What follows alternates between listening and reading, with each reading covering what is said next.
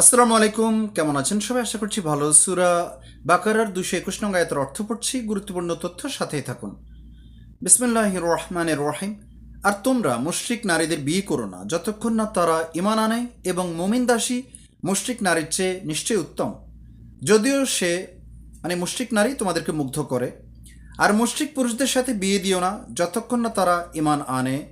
আর একজন মুমিন দাস একজন মুশরিক পুরুষের চেয়ে উত্তম, যদিও মুশরিক পুরুষ তোমাদেরকে মুগ্ধ করে। তারা তোমাদেরকে আগুনের দিকে আহ্বান করে, আর আল্লাহ তাঁর অনুমতিতে তোমাদেরকে জান্নাত ও ক্ষমার দিকে আহ্বান করেন, এবং মানুষের জন্য তার আয়াতসমূহ স্পষ্টরূপে বর্ণনা করেন যাতে তারা উপদেশ গ্রহণ করতে পারে। তো আশা করি বুঝতে পেরেছেন বর্ণনা করাই আয়াতটা খুব সহজভাবে।